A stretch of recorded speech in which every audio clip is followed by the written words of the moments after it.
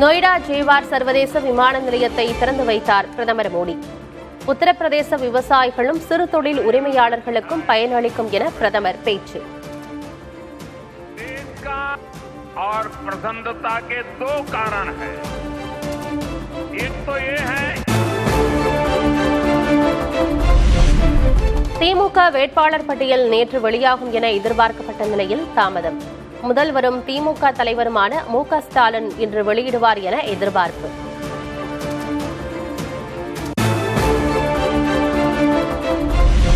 திமுக கூட்டணி கட்சிகளுக்கான தொகுதி பட்டியலை இன்று மாலை முதல்வர் வெளியிடுவார்.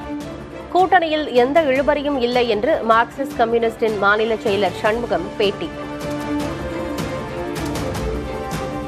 மார்க்சிஸ்ட் கம்யூனிஸ்ட் கட்சிக்கான 5 தொகுதிகள் என்பது இறுதி செய்யப்பட்டிருக்கிறது. ஒரே தொகுதியை பல கட்சிகள் கேட்கிற போது அதை யாருக்கு ஒதுக்கீடு செய்வது என்பதில் ஒரு கருத்தொற்றுமையை உருவாக்க வேண்டிய கட்டாயம் என்பது ஏற்படுகிறது. அதனால இது இழுபறி என்கிற முறையில் எடுத்துக்கொள்ள வேண்டிய அவசியம். தமிழக சட்டமன்ற தேர்தலுக்கான காங்கிரஸ் வேட்பாளர்களை இறுதி செய்வதற்காக டெல்லியில் நீடிக்கும் ஆலோசனை. மீண்டும் இன்று கூடிய காங்கிரஸ் ஸ்கிரீனிங் கமிட்டி கூட்டம்.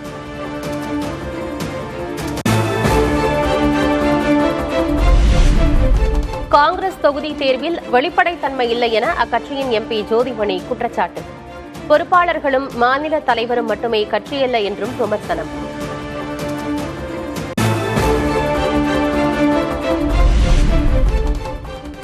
காங்கிரஸ் எம்பி ஜோதிமணியின் குற்றச்சாட்டுக்கு கட்சியின் நிர்வாகி பிரவீன் சக்கரவர்த்தி பதில்.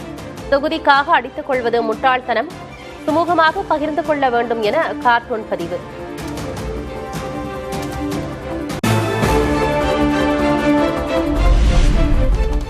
(2024) மக்களவைத் தேர்தலை போன்று இந்த சட்டமன்ற தேர்தலில் ஒரு தரப்புக்கு சாதகமான நிலை இருக்காது. கடும் போட்டி இருந்தாலும் திமுகவை மீண்டும் ஆட்சியமைக்கும் என முன்னாள் மத்திய அமைச்சர் ப. சிதம்பரம் கருத்து.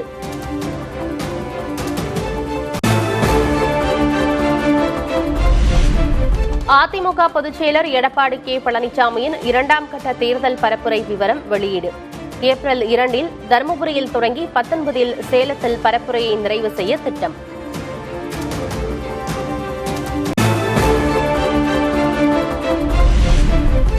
அமமுக போட்டியிடும் 11 தொகுதிகளுக்கான வேட்பாளர்களை அறிவித்தார் டிடிவி தினகரன். மடத்துக்குளத்தில் சண்முகவேலு, சைதாப்பேட்டையில் செந்தமிழன் போட்டி.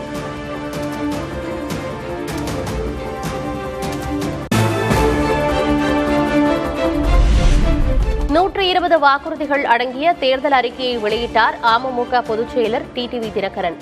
தமிழகத்தில் உள்ள அரசு, தனியார் நிறுவனங்களில் 85% தமிழர்கள் பணிபுரியும் வகையில் நடவடிக்கை எடுக்கப்படும் என உறுதி.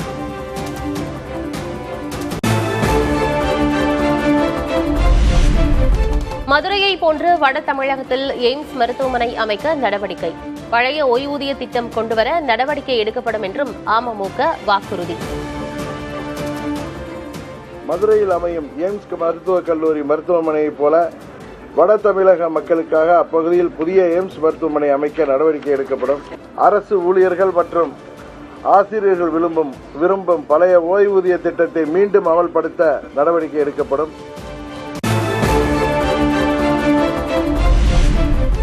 அதிமுக பொதுச்செயலர் எடப்பாடி கே. பழனிசாமியுடன் இணைந்து தஞ்சாவூர் ஆண்டிப்பட்டியில் பிரச்சாரம் செய்வேன். அமமுக பொதுச்செயலர் டிடிவி தினகரன் பேட்டி. நானும் அவரும் சேர்ந்த தஞ்சாவூர் மற்றும் ஆண்டிப்பட்டியில பிரச்சாரம் செய்யலான்னு ஒரு முதல் கட்டமாக ஒரு திட்டம் இருக்கிறது.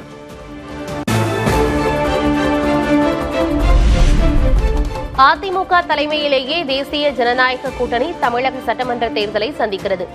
மிக பெரும்பான்மையுடன் ஆட்சியமைக்க தயாராக இருப்பதாகவும் அமித்ஷா பதிவு.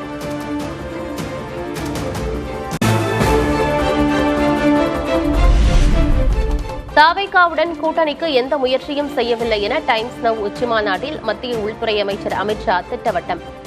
விஜயுடன் இணைந்தால் தங்கள் வாக்கு வங்கிக்குதான் பாதிப்பு என்றும் கருத்து.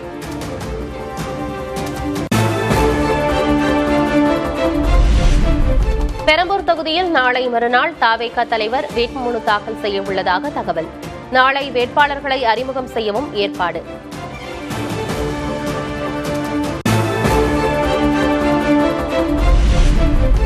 விஜயின் பரப்புரைக்கும் அரசுக்கும் என்ன சம்பந்தம் இருக்கிறது? பரப்புரைக்கு அனுமதி மறுப்பதாக அரசு மீது விஜய் குற்றம் சாட்டிய நிலையில் அமைச்சர் மா சுப்பிரமணியன் பதிலடி. கோட் ஆஃப் கான்டக்ட் அப்ளிகபிள் ஆனதுக்கு அப்புறமா எந்த நிகழ்ச்சியா இருந்தாலும் ஆன்லைன்ல பதிவு பண்ணிட்டு யாரும் போய் தேர்தல் ஆணையத்தை தேடி போக வேண்டியதில்லை. 48 மணி நேரத்தில் அவங்களுக்கு அனுமதி தானாவே கிடைச்சிடும். இப்படி இருக்கும்போது இதுக்கும் அரசுக்கும் என்ன சம்பந்தம் இருக்கு? இது அவர் தான் சொல்றாருன்னா நம்மளும் கேட்டுக்கலாமா?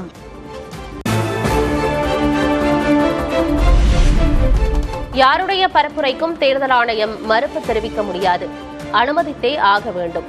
விஜயின் பரப்புரைக்கு அனுமதி மறுக்கப்பட்டது குறித்த கேள்விக்கு சீமான் பதில். யாருக்கும் மறுக்க முடியாது. ஏன்னா தேர்தல் ஆணையம் அனுமதிச்சு தான் ஆகணும், எல்லாரையும் அனுமதிச்சு தான் ஆகணும்.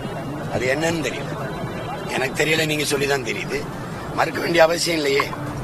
அப்புறம் என்ன ஜனநாயகம், அப்புறம் என்ன மக்களாட்சி? எல்லாரும் ஜனநாயகத்துல சம வாய்ப்பு சம உரிமைங்கிறது வெற்று பேச்சாயிரும்.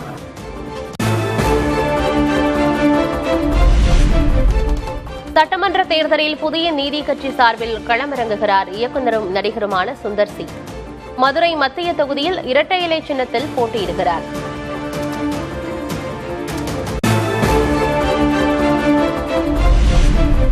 கோவையில் இளையோருடன் புதிய தலைமுறை கலந்துரையாடல். வாக்களிப்பதை தங்களுக்கான பொறுப்பாக பார்ப்பதாக முதல் முறை வாக்காளர்கள் கருத்து. முதல் முறை வாக்களிக்க போறேன் 2026ல.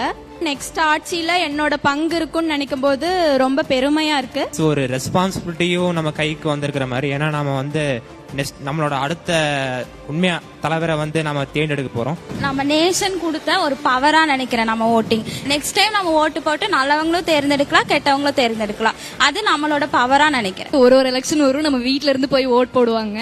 இப்போ நமக்குன்னு ஒரு ஓட்டர் ஐடி அந்த ஓட்டர் ஐடியில அடுத்து வரப்போற தலைவரை நான் தேர்ந்தெடுக்க போறேன், என்னோட பங்கு இருக்க போகுது அப்படிங்கறத நினைக்கிறப்போ நிஜமாவே பெருமையா இருக்கு.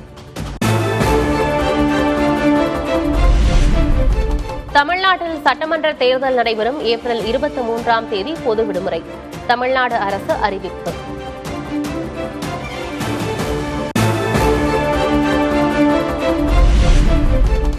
கடலுக்கடியில் நடந்த வாக்காளர் விழிப்புணர்வு நிகழ்ச்சி. சட்டமன்ற தேர்தலையொட்டி சென்னை மாவட்ட தேர்தல் அலுவலர் சார்பில் நூதன ஏற்பாடு.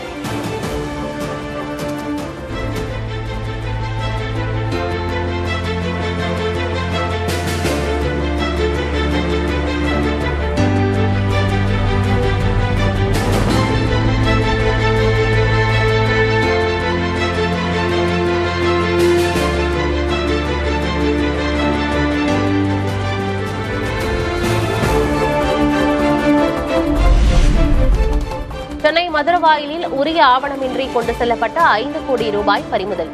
டாஸ்மாக் கடைகளில் வசூலான பணம் என தெரியவந்த நிலையில் ஆவணங்களை காண்பிக்க அதிகாரிகள் அறிவுறுத்தல்.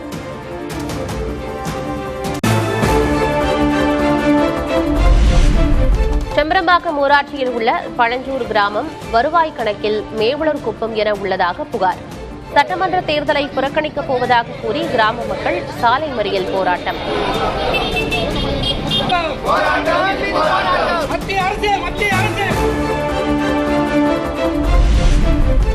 காஞ்சிபுரம் ஏகாம்பரநாதர் கோயிலில் பங்குனி உத்தர விழா தேரோட்டம் கோலாகலம். மேளதாளம் முழங்க தேரை வடம் பிடித்து இழுத்துச் சென்ற பக்தர்கள்.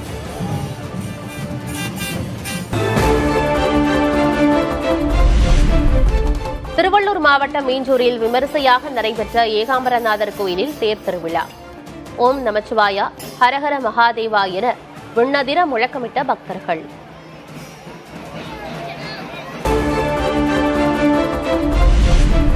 வங்கி விதிமுறைகளில் RBI கொண்டு வந்துள்ள புதிய மாற்றங்கள் ஏப்ரல் 1 முதல் அமல். ATMில் மாதம் ஒன்றுக்கு 5 தடவைக்கு மேல் பணம் எடுத்தால் ஒரு பரிவர்த்தனைக்கு 23 ரூபாய் கட்டணத்துடன் GSTயும் சேர்த்து வசூலிக்க முடிவு.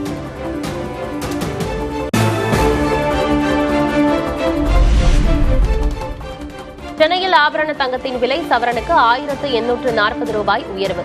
ஒரு சவரன் தங்கம் 1,09,280 ரூபாய்க்கு விற்பனை.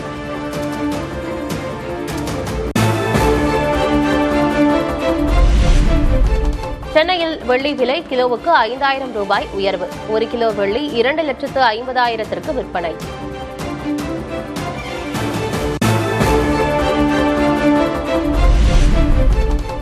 சிலிண்டர் தட்டுப்பாட்டை சமாளிக்க மின்சார அடுப்புக்கு மாறும் சிறு உணவகங்கள். மின்சார இயந்திரத்தில் வடை சுட்டு வாடிக்கையாளர்களை கவரும் வியாபாரி.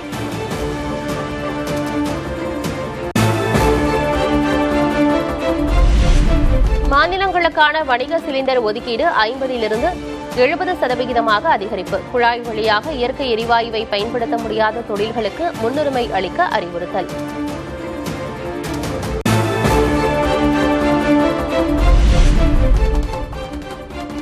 இந்தியாவில் உரங்களுக்கு எந்த தட்டுப்பாடும் இல்லை என மத்திய அரசு விளக்கம். போதிய அளவு கையிருப்பு உள்ளதால் விவசாயிகள் அச்சமடைய வேண்டாம் என்றும் மத்திய அமைச்சர் நட்டா பதில்.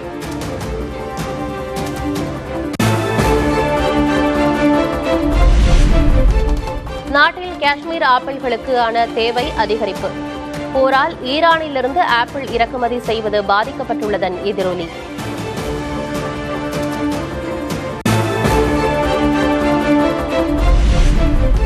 பெட்ரோலில் எத்தனால் கலக்கும் அளவை 25% அளவுக்கு உயர்த்துவது குறித்து மத்திய அரசு பரிசீலனை.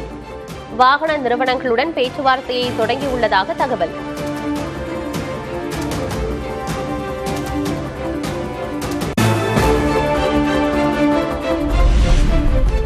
29வது நாளை தொற்றுள்ள மேற்காசிய போரில் புதிய திருப்பம். இஸ்ரேல் மீது ஏமன் கிளர்ச்சி படையினரும் ஏவுகணை வீசி தாக்குதல்.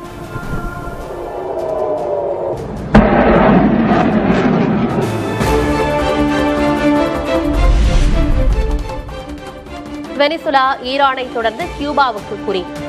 அமெரிக்க அதிபர் டிரம்ப் அறிவித்துள்ள இடர்காலங்களை சமாளிக்க கியூபா மக்களுக்கு அரசு பயிற்சி.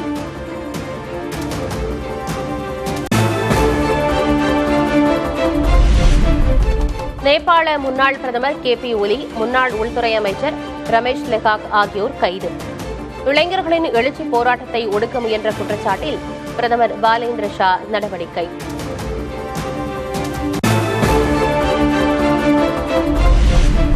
காயம் காரணமாக IPL தொடரில் முதல் 2 வாரங்களுக்கு தோனி விளையாட மாட்டார். போட்டிகள் இன்று தொடங்கும் நிலையில் CSK அணியின் அறிவிப்பால் ரசிகர்கள் அதிர்ச்சி. சிலிண்டர் தட்டுப்பாட்டை சமாளிக்க மின்சார அடுப்புக்கு மாறும் சிறு உணவகங்கள். மின்சார இயந்திரத்தில் வடை சுட்டு வாடிக்கையாளர்களை கவரும் வியாபாரி.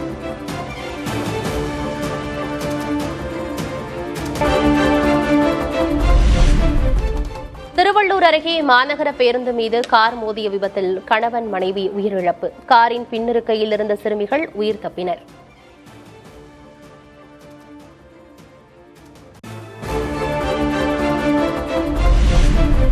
மதுரையில் 100% வாக்குப்பதிவை வலியுறுத்தி விழிப்புணர்வு. 200க்கும் மேற்பட்ட காவலர்கள் இருசக்கர வாகனங்களில் பேரணி.